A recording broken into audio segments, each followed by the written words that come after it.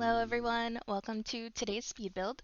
So today is inspired by houses that I drive around, or I drive by a lot when I'm working. I do a food delivery service, so I see a lot of different houses, and since moving to this part of the country, I've noticed that a lot of houses are very brightly colored.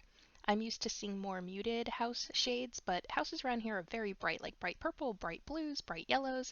So I wanted to make a bright blue house, and then another one I saw had a bunch of either, I don't know what flowers are, but or the names of flowers, but it was a bunch of yellow flowers all over their front yard. Like you couldn't step anywhere without stepping on a flower, and it didn't look overgrown or unkept. It looked really pretty. So that was my entire inspiration for this build. And this house I designed for probably a single mom and a preteen, which doesn't exist in The Sims.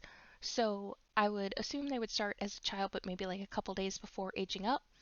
It is a really small house. I figured it was probably, just what she could afford on her own salary. Something small, but it suits them, it fits them. I did play test the entire house because it was so small. I did clutter a lot in, but everything is fully functional as long as it's placed with move objects on, that is. I'm doing the bathroom before I finish the outside because I did play test it and was like, I don't know if this will work at all. And then I just kept going. So I do the bathroom and then I jump back out to the front of the house before I do any other rooms. I did stick with color themes to each room, but not the same color theme throughout the whole house. So the outside is bright blue and yellow. This bathroom is also bright yellow, but then it's paired with gray instead of blue, and I really like how it looked.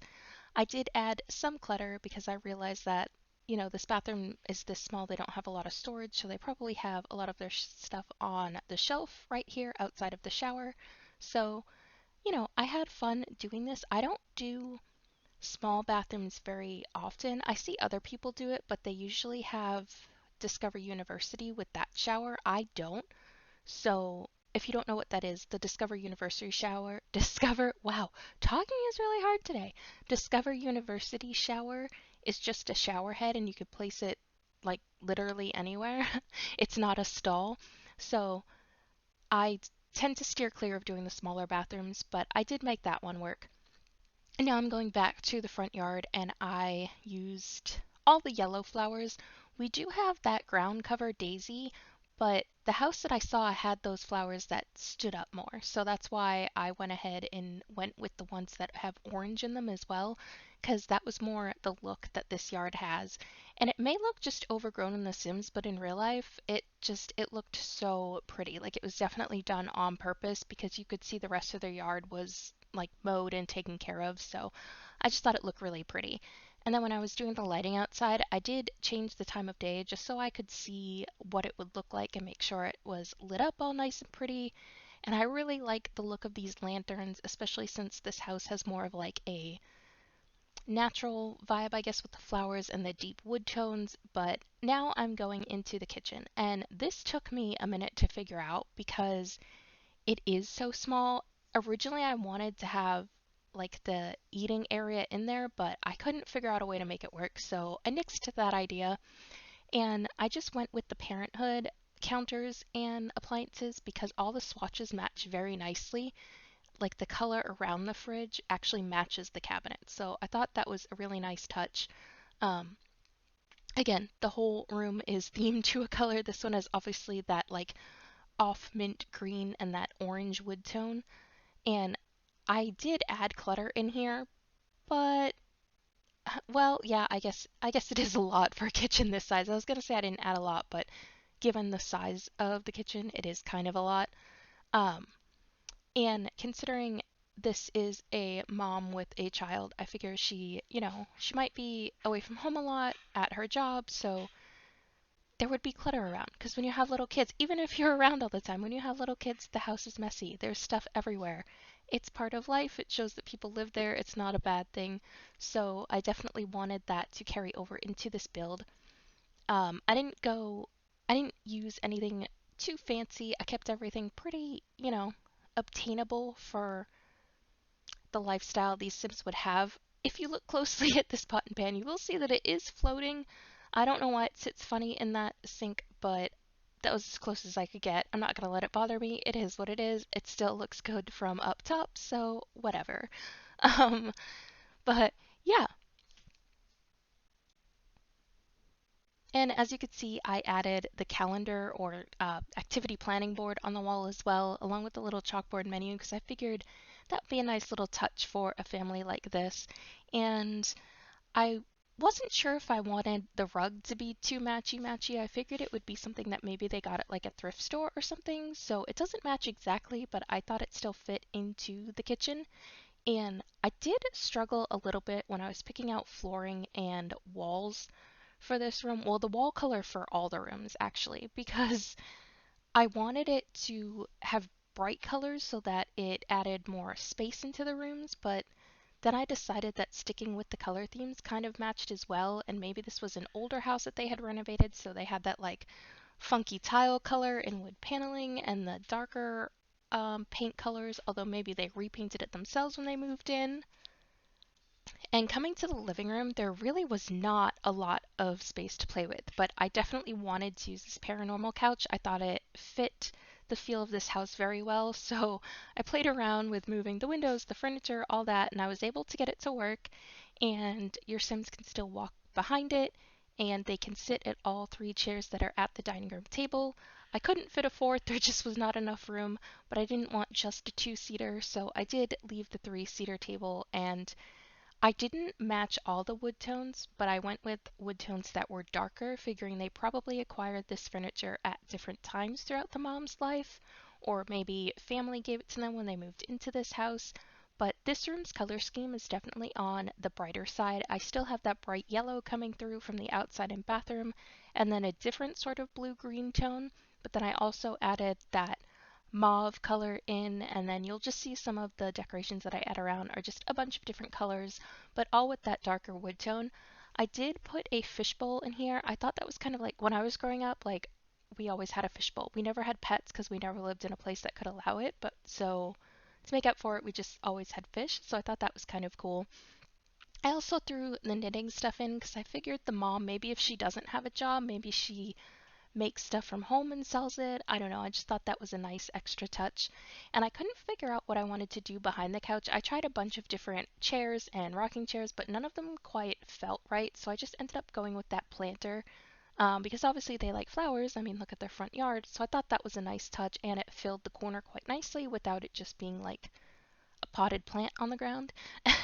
And then I included this cross stitch because I figured the mom probably made that throughout the years, and those flowers. I really wanted every inch of this wall space to be covered. I figured because it's a small room, they definitely have a bunch of memories and items that they're going to have. So I really tried to get stuff to fit every area of the wall. Yeah, I went with different styles of pictures. I did the bookcase on the wall and those little sneakers in the frame. I love using that for families with kids. I just think it's so cute. Yeah, it's like a nice touch for the family. Maybe shows how the child grew up throughout the years. I couldn't find a wood swatch that I liked on this new picture, so I ended up getting rid of it and just going with the picture collage, which sort of looks better, I think, anyhow, so not too upset about that. But I had trouble with this area. Like, I cut out a bunch of stuff that I tried in this little corner because I could just find nothing to go on the walls perfectly. So I just settled with that little plant. I was like, whatever, I'm just going with this. And then when it came to putting stuff on the bookshelf and the planters, I just went with a couple simple plants, but then I also, at the end of this room, you'll see I sized down some lamps and put them on there as well.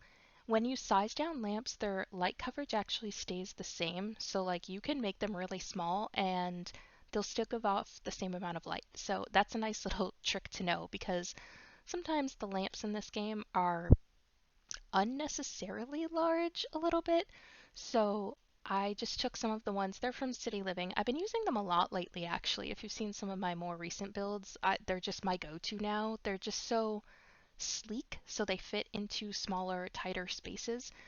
I also use the floor lamps, not that one. This one here is the matching one for the floor lamp, and then this is where I put some others around the room, but I do end up sizing them down so they fit into the areas I want them in a little bit better. without taking away from the light that'll be showing in the room. So after this room, I do move on into the mother's room. I kept it relatively simple, bare necessities, pretty much in both of the bedrooms, but I gave her a double bed, and you can't access the other side, obviously, but I figured she would have one, and it would be tucked against the wall. Ours in real life, we have a double bed and it's tucked against the wall and it's fully functional for us, so I thought that was very realistic. And I just went with the more simple bedside table and dresser and some lamps again to add some lighting. I didn't really have a color theme for this room too much. I just figured, basic furniture, a little bit of purple, but I didn't go too overboard. And again, artwork on the walls, probably her memories throughout the years that she wants, and a very simple rug, some simple decorations, nothing too much. I put some little cute portraits on the bedside table. I figured she would have pictures up there of probably just her daughter or herself and her daughter as little keepsakes, memories, very cute stuff. Again, because the bathroom's so small, she probably has all of her get ready items in her actual bedroom instead of in the bathroom. And yeah, I thought this room fit very well. You know, it looked like it would do her good. And I went ahead and again added some plants. I know I said that the house is play tested. I'm not sure if the Sims will be able to use that wall mirror with a plant in front of it, but there's enough mirrors in the house where it's not a huge deal.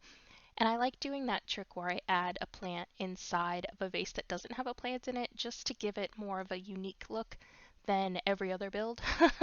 So again, I use more paranormal items. I really do like that pack. I think they just came with very, very good items with very good swatch choices.